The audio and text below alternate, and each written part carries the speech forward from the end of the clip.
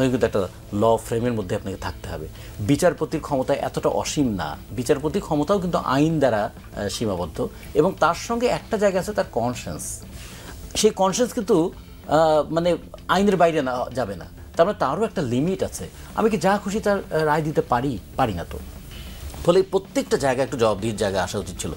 যে কারণে এরা কী কাজ করবেন এটা আমি পরের প্রশ্ন, আমি কিন্তু প্রথমে ওই কাজের উপর জোর দিই না, আমি প্রথমে নামটা, এই নামকরণটার মধ্যে আমার কাছে মনে হচ্ছে আমরা যারা এতদিন ধরে গণতান্ত্রিক সংস্কৃতির জন্য লড়াই করেছি, সেই গণতান্ত্রিক সংস্কৃতির একটা বড় ধাক্কা খেয়ে যাচ্ছে আবার এই সমস্ত নাম। অপারেশন ডেভিল হান্ট, মানে আমি প্রথমেই ডেভিল খুঁজতে শুরু করে দিলাম।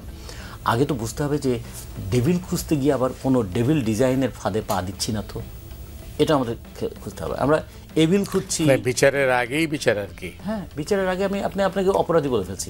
এবং এটা তো সাধারণভাবে আপনি তো মানবাধিকারের বিষয়ে জানেন যে কোনো মানুষের হিউম্যান ডিগনিটিকে আমি কখনো অপমান করতে পারি না, আমি এটা মলেস্ট করতে পারি না, যে কারণে আগেই কাউকে আসামি বলা যাবে না, অভিযুক্ত বলতে হবে। অভিযুক্ত পরে সে যাচাই বাছাই করে দেখা যাবে যে আসলে অভিযুক্তটা ঠিক ছিল তা ভুল ছিল। যদি ভুল হয় তাকে সসম্মানে ছেড়ে দেওয়া হবে। বরঞ্চ তখন এই ক্লজটা থাকা উচিত, কেন তুমি মিথ্যা অভিযোগ করেছিলে। সেটা তো হয়ই না। আজ পর্যন্ত মিথ্যা অভিযোগের কারণে কোনো পুলিশ কর্মকর্তার বিচার হয়েছে? আজ পর্যন্ত মিথ্যা মামলা দায়ের করে কারো জীবনটা শেষ করে দেওয়া হয়েছে, সেই মানুষগুলো কি কোনো হচ্ছে? একটা ইংরেজিতে একটা ছবি একসময় দেখেছিল যে a minute to kill but life to justice, মানে 1 মিনিট লেগেছিল একজন মানুষকে হত্যা করতে, কিন্তু সারাটা জীবন গেল তার বিচার পেতে পেতে। তো এইরকম আমাদের তো একটা ঘটনা ঘটে যাওয়ার পরে তার বিচার করতে আমাদের প্রজন্মের পর প্রজন্ম অপেক্ষা করতে হয়। সেখান থেকে আপনারা বলছেন যে আইন শৃঙ্খলা পরিস্থিতির খারাপ, তো সরকারের সামনে আর কি বিকল্প ছিল? 3টা বিকল্প আছে আমার ধারণা। প্রথম বিকল্প জনগণের কাছে এই মেসেজটা দেওয়া যে আমরা একটা অন্তর্বর্তীকালীন সরকার, আমরা অন্তহীন সরকার নই, আমরা সব কাজ করে যেতে পারবো না, আমাদের উপর এইটুকু আস্থা রাখেন, আমরা একটা ফ্যাসিস্ট রেজিম থেকে একটা ডেমোক্রেটিক সিস্টেমে যাওয়ার মাঝখানে আমরা একটা অন্তর্বর্তীকালীন সরকার, আমাদের কাছে চাওয়ার ক্ষেত্রেও আপনারা কিন্তু একটু বিবেচনা করে চাইবেন, এই মেসেজটা প্রথমে দিয়ে দেওয়া। দ্বিতীয়ত, আমরা সব করতে পারবো না, একটা কাজ করতে পারবো, প্রত্যেকটা ঘটনাকে আমরা একটা আইনের আওতায় নিয়ে আসার চেষ্টা করব। বিচার আমার সময়কালেই শেষ হয়ে যাবে এর গ্যারান্টি আমি দিতে পারি না, কিন্তু আমি যে অপরাধ সেই অপরাধের মামলা করব। এখন এমন একজন রাজনৈতিক নেতার বিরুদ্ধে আমি হকার একজন গুলি করে হত্যা করা হয়েছে, তার হত্যার মামলা দিয়ে দিলাম। মানুষ প্রথমে মনে করলো এই হত্যা মামলাটা আসলে ঠিক হয়নি। তাহলে কী দাঁড়ালো? মানুষেরও পারসেপশন তৈরি হয়ে গেল তাই মামলাটা হচ্ছে হয়রানিমূলক মামলা। এরপরে যদি ওই মামলায় আপনি বছরের পর বছর হয়রানি করে তারপর শাস্তি দেনও, মানুষ বলবে একটা ভুল ভাবে শাস্তি দেওয়া হয়েছে। তাতে কী হয়? আইন এবং শৃঙ্খলা দুটোর উপর মানুষের আস্থাটা নষ্ট হয়ে যায়। ফলে এই সরকার বলতে পারতো যে আমরা কিন্তু আইন এবং শৃঙ্খলা দুটোকে মেনটেন করার চেষ্টা করব। 3 নম্বর যেটা বলতে পারতো যে দেখুন, অভ্যুত্থান করেছেন আপনারা, দেশটাকে গড়ে তুলবেন আপনারা, আমরা শুধু আপনাদেরকে সহায়তা করবার জন্য এসেছি, উই আর নট রুলার। আমরা আপনাদের নৈতিক শক্তিতে টিকে আছি, আপনাদের আইনি শক্তি হবে কিন্তু পার্লামেন্টে। ফলে পার্লামেন্টের মধ্য দিয়ে যারা আইনি শক্তি পাবে তারা পক্ষটা করবে। আপনারা আপনাদের নৈতিক শক্তিতে আমাদেরকে ক্ষমতায় এনেছেন, আমরা একটা নৈতিক চর্চা করে যাব। তাতে যদি আপনারা কখনো কখনো ওই আশ্রয়টাও মায়ের বন্ধনেও কিন্তু একটা শাসনের জায়গাও নিয়ে আসে। তা এই সরকার তো আপনারাই রক্ষা করবেন। আপনারা চাইলে কালকে আমাকে ফেলে দিতে পারেন, কিন্তু ফেলে দিলে গিয়ে ভালো কিছু হবে? তখনই কিন্তু মানুষ আবার বলবে না না না, তাহলে এত বেশি চাপ দেওয়াটা ঠিক হবে না। তখন মানুষ তার চাওয়াটাকেও তার বিবেচনা করবে যে কতটুকু চাইবো আর কতটুকু এই সরকারের দেওয়ার ক্ষমতা আছে। এইরকম যদি মানুষের মধ্যে একটা সেন্স তৈরি করতো, তাহলে যে বিপুল গণজাগরণের মধ্য দিয়ে অভ্যুত্থানটা হয়েছে, অভ্যুত্থানের মধ্যে তো একটা পরীক্ষা হয়ে গেল না, শক্তি পরীক্ষা হলো যে শাসক গোষ্ঠী তার দমন পীড়নের শক্তি কত আর জনগণের প্রতিরোধের শক্তি কত। জনগণের প্রতিরোধের শক্তির কাছে কিন্তু এই দমন পীড়নের শক্তিটা টিকলো না, ফলে জনগণ কিন্তু এখানে আপাতত অর্থে বিজয়ী হয়েছে। এই যে প্রাথমিক বিজয়টাকে, এটাকে যদি সাস্টেইন করাতে চাই, এই বিজয়ের মধ্য দিয়ে যদি একটা ডেমোক্রেটিক কালচার তৈরি করতে চাই, আমরা অন্তত ক্ষমতায় থেকে কোনো আনডেমোক্রেটিক কাজ করব না এবং কোনো আনডিউ প্রিভিলেজ কাউকে দেব না। এই ঘোষণাটা যদি সরকার দিয়ে দেয়, তাহলে কিন্তু অনেকের মধ্যে যেটা বললেন না যে পুলিশ কর্মকর্তারাও একটা মেসেজ পেয়ে যেত, আমাদের ওই সচিবালয়ের তারাও মেসেজ পেয়ে যেত, এমনকি বিচারপতিরাও মেসেজ পেয়ে যেত যে আমার গাড়িকে স্যালুট করে নেই বলে আমি পুলিশের এসপি, পুলিশের আইজি পর্যন্ত কোর্টে দাঁড় করিয়েছি, আমার গাড়িকে স্যালুট করেনি বলে। তার মানে বিচারপতি চাইলেও কি এরকম কাজ করতে পারেন? এটাও জায়গাগুলো দৃষ্টান্ত কিছু। আপনি তো আইনের ছাত্র, আইনের দৃষ্টিতে এই সাম্প্রতিক কর্মকাণ্ড যা তা কীভাবে আপনি বর্ণনা করবেন? আচ্ছা, এই জায়গায় বলে রাখার আগে আমার পূর্ববর্তী বক্তা যিনি বলেছেন, অবশ্যই আপনার প্রতি ফুলেস্ট রেসপেক্ট রেখে আমি কয়েকটা ব্যাপারে, আমি বলবো না যে এটা আমি আর্গু করছি, বরং আমার কাছে মনে হচ্ছে কি কিছু জায়গায় যে শক্ত ভূমিকাটা রাখার কথা, যেটা বললেন যে সরকার নিজের থেকে বলবে আমরা তো একটু উইক গভর্নমেন্ট, কাজ করব না। বাংলাদেশে অন্তর্বর্তীকালীন সরকার যেটা, এইটার আগে এই ইলেকটেড গভর্নমেন্ট না, মানে 1991 সালের পর থেকে যদি কথা বলি, সেই ক্ষেত্রে 1-11 সরকার যেটা ছিল, তারা অবৈধভাবে অনেকগুলা দিন ক্ষমতায় ছিল। এই সরকার যখন ক্ষমতায় আসছে, ডেফিনেটলি সেটা অন্যান্য সময়ের মতো শুধুমাত্র একটা ইলেকশন করার জন্য 3 মাস সময়ের জন্য আসে নাই, এবং তারা বারবার করে বলছে দেশের সংস্কার করবে, অমুক করবে, তমক করবে, ইত্যাদি ইত্যাদি অনেক আলাপ। ইনফ্যাক্ট সংস্কার নিয়ে এত কথা বলেছে, আমার কাছে মনে হয় যে সংস্কার শব্দটারও সংস্কার হওয়াটা খুব বেশি মাত্রায় জরুরি ছিল। দেখেন, এই সরকার অনেক কিছু করতে পারবে, এটা আমি বিশ্বাস নিজেও রাখি না, কিন্তু যেটা আমি বিশ্বাস করতে চাই সেটা হলো প্রত্যেকটা বিচার প্রক্রিয়া শুরু করে দেওয়া।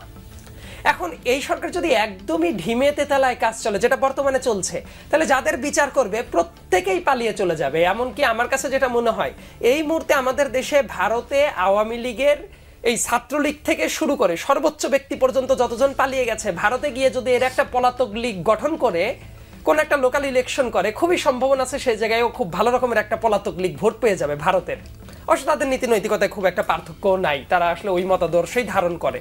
তো আমি যেটা বলার চেষ্টা করছি, প্রত্যেককে আইনের আওতায় নিয়ে আসাটা খুব বেশি মাত্রায় জরুরি ছিল, এবং এই সরকারের সেটা ক্যাপাসিটিও ছিল, কিন্তু তারা যে করে নাই এটা তাদের সুস্পষ্ট ব্যর্থতা। এটা আমি মনে করি যে আমরা পারবো না ব্যাপারটা এটা না, যদি ধরার প্ল্যান করতো অবশ্যই তারা ধরতে পারতো।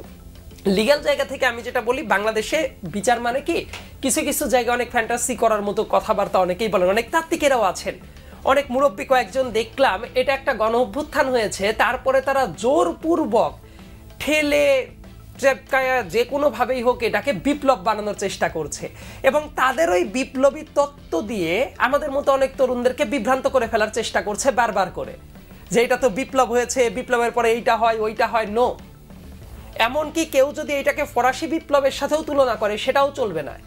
এইটা মনে রাখতে হবে, আমরা একটা গণতান্ত্রিক অভিপ্রায়ের দিকে আগাচ্ছি।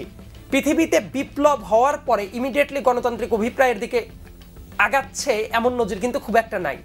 আর বিপ্লব হওয়ার জন্য যে ধরনের এলিমেন্ট থাকে সেটাও এই গণ অভ্যুত্থানের ভিতরে সেটা ছিল না, না থাকার কারণে তারাও নানাভাবে অস্থিরতা তৈরি করে দেওয়ার চেষ্টা চালাচ্ছে। নিজেও তো সক্রিয়ভাবে অংশগ্রহণ করে, অবশ্যই, কিন্তু আমি কখনোই মনে করি না এটা বিপ্লব ছিল, এটা একটা গণ অভ্যুত্থান ছিল, ছাত্র জনতার গণ অভ্যুত্থান ছিল। সো এই জায়গায় সংকটের জায়গাটা দুইটা আছে মোটা দাগে।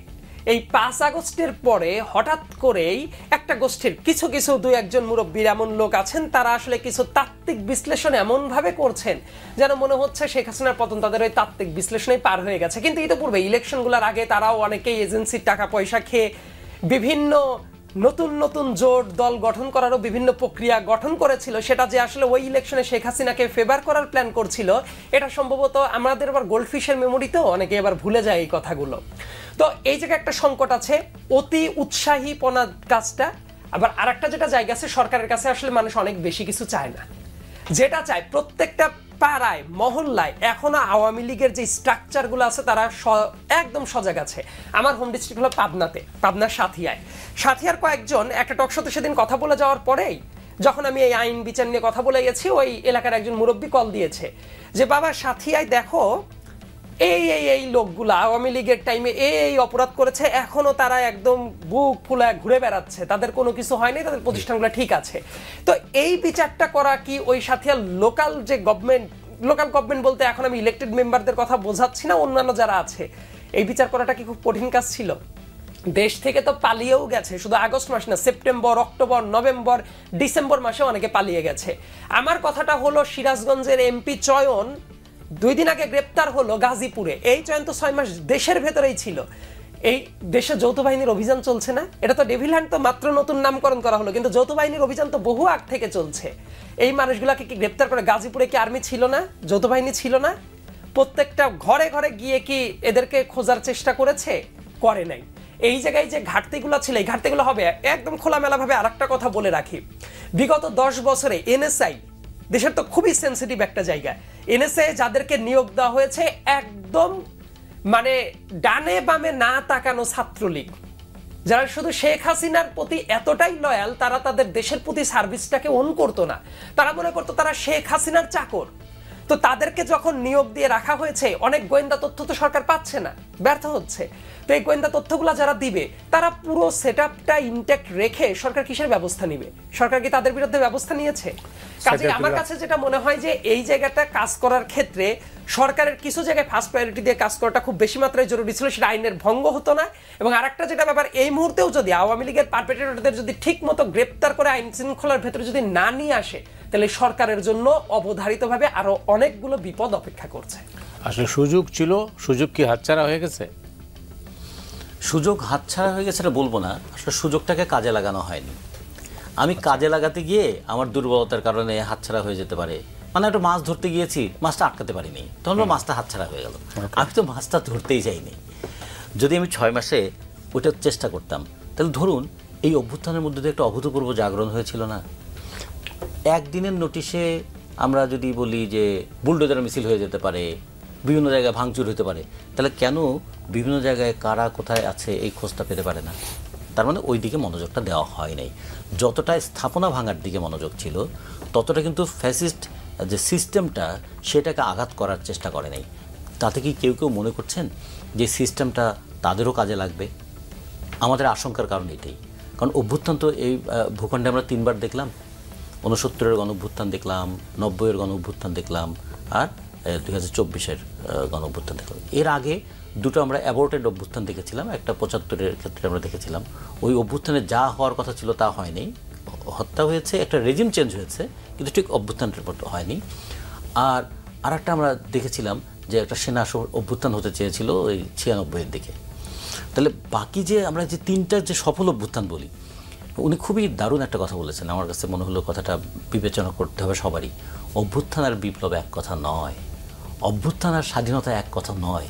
এই যে সব কিছুকে গুলিয়ে ফেলে কখনো কখনো মানে একটা ছোটকে বড় করতে গিয়ে তাতে ছোটর যে কর্তব্য সেটাকে ভুলিয়ে দেওয়া হয়, বরং তার মধ্যে একটা অহমিকা তৈরি করা হয়। আর বড়র যে মর্যাদা সেটাকেও অনেকখানি নিচে নামানো হয়। এই যে বিপ্লবের মর্যাদাটাকে নিচে নামিয়েছে আর অভ্যুত্থানের কর্তব্যটাকে ভুলিয়ে দিয়েছে, দিয়ে একটা অস্থির টালমাটাল অবস্থা। যারা অভ্যুত্থান করছে আমরা তখন বিপ্লবী সরকার আমরা কিছুই মানবো না। আচ্ছা, অভ্যুত্থান কোনো নিয়ম মেনে হয় না, এটা ঠিক, কিন্তু অভ্যুত্থানের পরে যে দেশ সেটাকে তো নিয়ম মেনে চালাতে হবে অবশ্যই। তাহলে নিয়ম মেনে চলি নাই অভ্যুত্থান, ফলে এখন আমরা যা বলবো সেটাই আইন, তাহলে তো এটা আর একটা ফ্যাসিস্ট কালচারের রিপোর্ট ইয়েটা দিচ্ছে। তো ফলে আমরা মনে করেছিলাম কি অভ্যুত্থানের পরে সরকার, বিশেষ করে আমরা ইউনূস সরকারের কাছে এই জিনিসটা প্রত্যাশা করি যে এই প্রত্যাশা তারা কেউই কোনো দলের নন। হ্যাঁ, আমি যে জানো ব্যর্থ হয়, অভ্যুত্থান ব্যর্থ হয় কয়েকটা কারণে। একটা হলো যে অভ্যুত্থানের আকাঙ্ক্ষাকে ধারণ করবার মতো পাত্র যদি না থাকে।